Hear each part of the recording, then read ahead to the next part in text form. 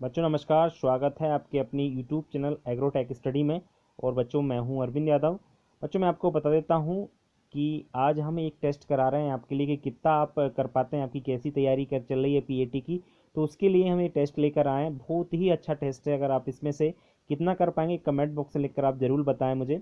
और बच्चों हम इस वीडियो की बिल्कुल शुरुआत करेंगे, बिल्कुल देर नहीं करेंगे। चलिए शुरुआत कर ही लेते हैं।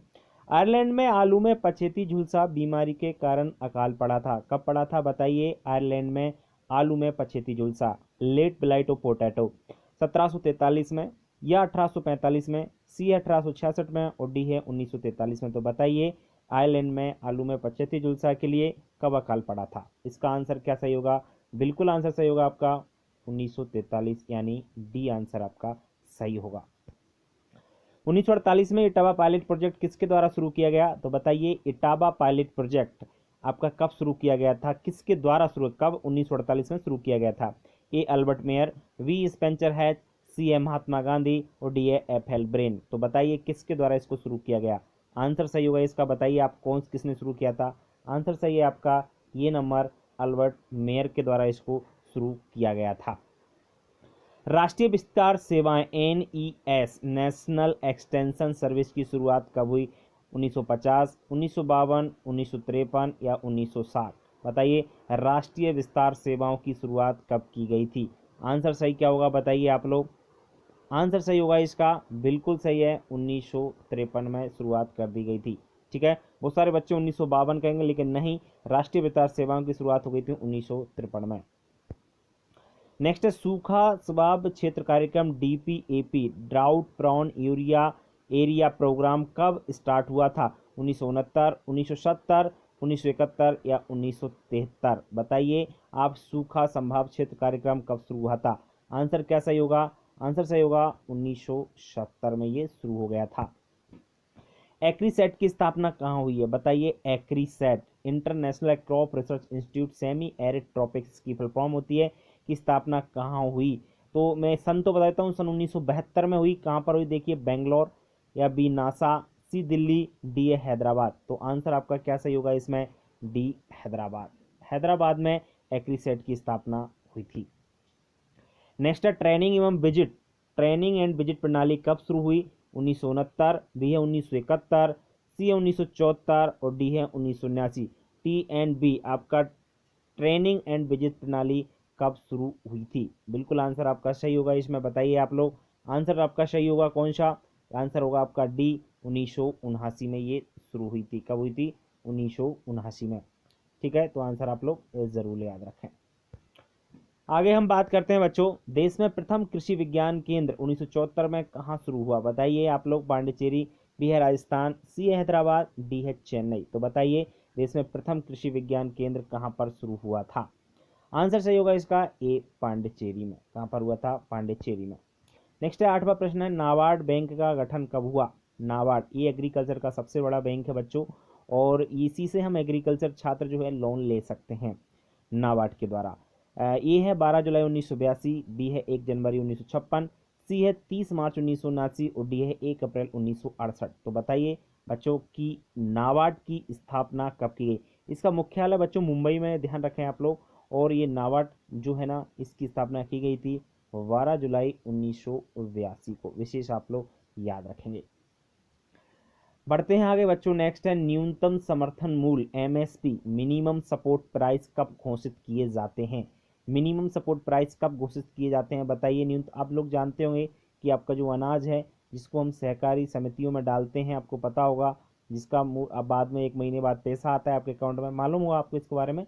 तो ये कब लागू होती है ध्यान रखना, 24 फसलों पर लागू होता है। और कब होता है वो देखिए, आंसर क्या होगा? फसल काटने के बाद होता है, या फसल बोने के बाद, या फसल काटने से पहले, या फसल बोने के पहले? तो बताइए 9 का आंसर क्या सही होगा? न्यूनतम समर्थन मूल्य कब घोषित किया जाता है? याद रहे फसल बोने के पहले ही ये आपके आ जाते। मैं खरीफ के आपकी बताएं, खरीफ का मैंने वीडियो डाला था अभी कुछ दिन पहले, तो सोयाबीन की बुवाई से पहले ही आपका उसका समर्थन मूल्य आ गया था। 10वां प्रश्न, न्यूनतम समर्थन मूल्य कितनी फसलों पर घोषित होता है? देखो आंसर वहां पर पहले से लगा हुआ है, तो मैं आपको बता देता हूँ कब होता है। 24 फसलों पर आपका ये एमएसपी घोषित किया जाता है। नेक्स्ट है भारतीय दलना अनुसंधान संस्थान IIPR Indian institute of pulse research कहाँ पर स्थित है? बताइए Indian institute of pulse research कहाँ पर स्थित है? नई दिल्ली, बी है जोधपुर, सी है कानपुर और डी है लखनऊ। तो बताइए पल्स रिसर्च कहाँ पर है? आंसर सही होगा इसका कानपुर में स्थित है। कहाँ पर है ये? कानपुर में। बढ़ते हैं आगे। नेक्स्ट है आपका भारतीय सब्जी अनुसंधान संस्थान IIVR कहाँ स्थित है? Indian institute of vegetable research. A है नई दिल्ली, बी है कानपुर, सी है वाराणसी और डी है शिमला। बताइए आंसर क्या सही होगा इसका? आंसर आपका सही होगा इसका, बताइए वाराणसी। कहाँ पर है ये? वाराणसी में स्थित है। नेक्स्ट 13वां प्रश्न है बच्चों, राष्ट्रीय समन्वित कीट प्रबंधन केंद्र, राष्ट्रीय समन्वित कीट प्रबंधन केंद्र NCIPM कहाँ स्थित है? नई दिल्ली, बी है मुंबई, सी है हैदराबाद, डी है बेंगलोर। राष्ट्रीय समन्वित कीट प्रबंधन केंद्र है बच्चों, ध्यान रखें आप लोग अच्छी प्रकार से, ये स्थित है आपका बेंगलोर में। कहाँ पर है? इंटीग्रेटेड, ध्यान रखा, national centre of integrated pest management इसको बोला जाता है इंग्लिश में। बढ़ते हैं आगे। बैम माइकोराइजा क्या है? एक जैविक कवकनाशी है, जैविक कीटनाशी है बच्चों, कि जैविक कवकनाशी 2 बार हो गया, जैविक कीट कवकनाशी या फास्फोरस अवशोषक फफूंद है। बच्चों बैम का पूरा नाम वेस्कुलर अर्बेस्कुलर माइकोराइजा होता है और ये फास्फोरस अवशोषक होता है। क्या होता है ये? फास्फोरस अवशोषक फफूंद होता है। ठीक है ना, ये आप लोग ध्यान रखेंगे। ठीक है बच्चों, बढ़ते हैं आगे। नेक्स्ट प्रश्न है बच्चों आपका, बांझपन स्टेरिलिटी जिसको बोलते हैं, रोग किस विटामिन की कमी से होता है? Vitamin B1, vitamin B5, vitamin C या विटामिन E। तो बताइए बांझपन जो रोग होता है वो किसकी कमी से होता है? सब जानते होंगे इसको, आंसर सही होगा विटामिन E। नेक्स्ट है गोल्डन राइस क्या है? विटामिन A का रिच है, कि अत्यधिक महंगा धान होता है, कि अधिक उपज होती है, या सभी आपके इसके आंसर सही होंगे। तो गोल्डन राइस में ध्यान रखें आप लोग, आपका विटामिन A सबसे ज़्यादा इसमें पाया जाता है।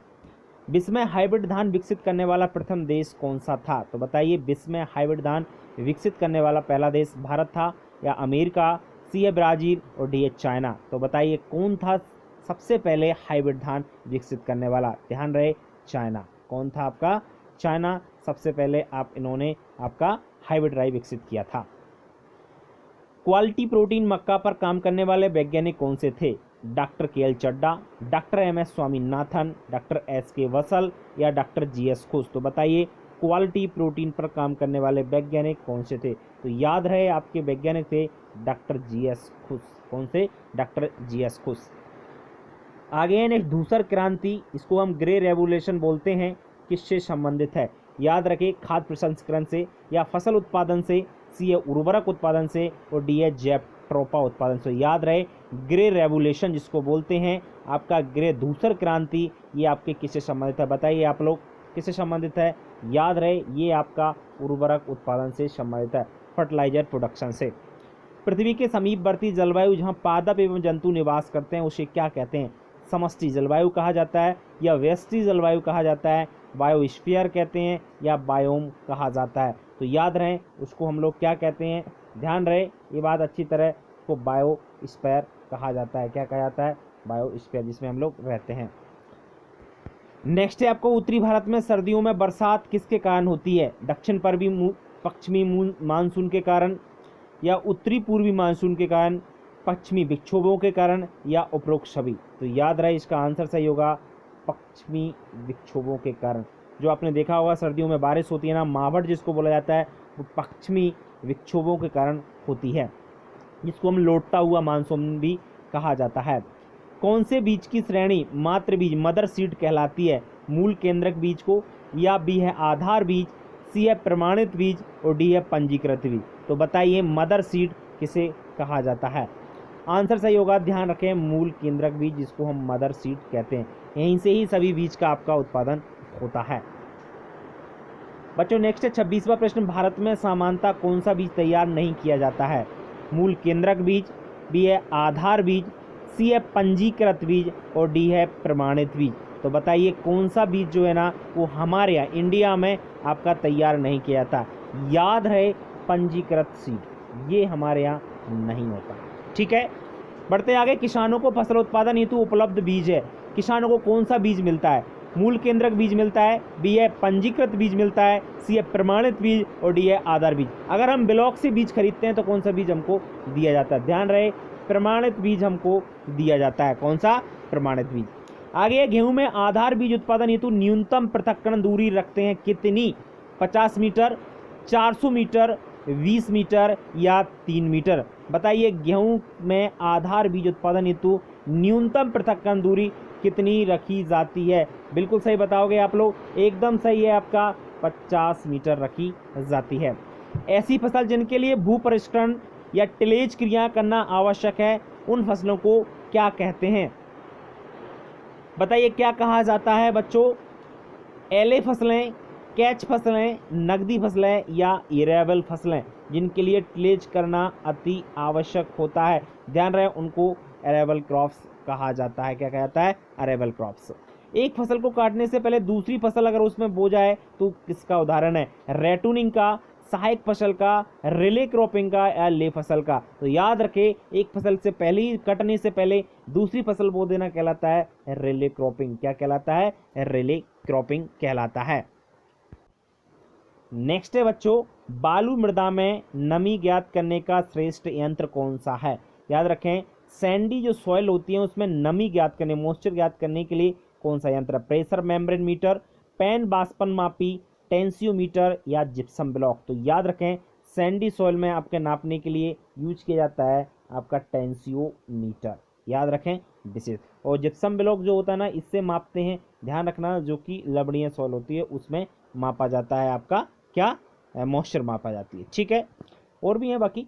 मृदा रहित अवस्था में पौधे लगाना क्या कहलाता है, मृदा रहित बिना मिट्टी के पौधे उगा रहे तो इसको हाइड्रोपोनिक्स कहते हैं, वेजिटेबल फोर्सिंग, ग्रीन हाउसिंग या उपरोक्त सभी। आंसर याद रखें आप लोग, आंसर सही होगा आपका हाइड्रोपोनिक्स कहा जाता है। क्या कहा जाता है, हाइड्रोपोनिक्स। फसल से प्राप्त कुल उपज एवं फसल द्वारा उपयोग बाष्पोत्सर्जन की मात्रा का अनुपात क्या कहलाता है। फसल से प्राप्त कुल उपज एवं फसल द्वारा उपयोग बाष्पोत्सर्जन की मात्रा का अनुपात, खेत की जल उपयोग दक्षता या फसल की जल उपयोग दक्षता या दोनों नहीं। तो याद रखें फसल से कुल उपज फसल द्वारा उपयोग बाष्पोत्सर्जन की मात्रा का अनुपात कहलाता है आपका फसल की जल उपयोग दक्षता। आंसर सही होगा बी नंबर, ठीक है। सामान्य मृदा का कण घनत्व कितना होता है, सामान्य जो मृदा होती है उसका कण घनत्व कितना होता है बताइए आप बच्चों। सामान्य मृदा का कण घनत्व 1.33 ग्राम पर सीसी होता है या 2.65 ग्राम पर सीसी या 3.5 या डी है 1 ग्राम। तो याद रखें पार्टिकल डेंसिटी जो होती है ना वो मिट्टी की होती है जनरली आपकी 2.65 या 2.65 ग्राम पर सीसी, ग्राम पर क्यूब बोल सकते हैं, सेंटी क्यूब होता है, ठीक है ना, ये ध्यान रखें आप लोग। नेक्स्ट है आपका कौन सी मृदा का स्थूल घनत्व ज़्यादा होता है, सिल्ट का, काली का, बालू का या क्षारीय मिट्टी का। याद रखें स्थूल घनत्व सबसे ज़्यादा होता है आपकी ब्लैक सॉइल का। कौन सी का, ब्लैक सॉइल का। नेक्स्ट है जलोढ़ मृदा का निर्माण कौन सी मृदा समूह से होता है, जलोढ़ मृदा का वर्टिसोल, ऑक्सीसोल, एरेडिसोल या एंटीसोल, कौन से गण से हुआ है बताइए आप लोग। तो ध्यान रखें एंटीसोल से, ये सबसे नया गण है। पृथ्वी की ऊपरी परत में से कौन सा तत्व सबसे ज़्यादा पाया जाता है, ये सिलिकॉन, वी ऑक्सीजन, सी है एल्यूमिनियम और डी है लोहा। तो बताइए पृथ्वी की ऊपरी परत में सबसे ज़्यादा क्या है, ध्यान रहे आपका ऑक्सीजन 45% पाया जाता है। भारत में कौन से समूह की मृदा सर्वाधिक क्षेत्रफल है, जलोढ़ मृदा है, मरुस्थलीय मृदा है, काली मृदा है या लाल मृदा है। तो बताइए भारत में कौन सी समूह की मृदा सर्वाधिक क्षेत्रफल है, याद रहे जलोढ़ में, जिसको हम एलुवियल सॉइल कहते हैं। लास्ट प्रश्न है आपको, कौन सी मृदा समूह की जल धारण क्षमता सबसे अधिक होती है, एंटी वर्टिसोल, अल्फीसोल या एरेडिसोल। ऐसी कौन सी मृदा समूह जिसका वाटर होल्डिंग कैपेसिटी सबसे ज़्यादा होती है। तो याद रखें आपकी सबसे ज़्यादा वाटर होल्डिंग कैपेसिटी जो होती है वो होती है वर्टिसोल की, किसकी, वर्टिसोल की, ठीक है बच्चों। तो आज की वीडियो में इतना ही। वीडियो कैसा लगा, वीडियो अच्छा लगा तो कमेंट बॉक्स में लिखकर बताएं और ये जरूर बताएं कि आपने कितने प्रश्न इसमें से कर पाए, आपकी पीएटी की तैयारी कैसी चल रही है अभी तक, ठीक है बच्चों। तो कल फिर मिलेंगे नए वीडियो के साथ, तब तक के लिए नमस्कार।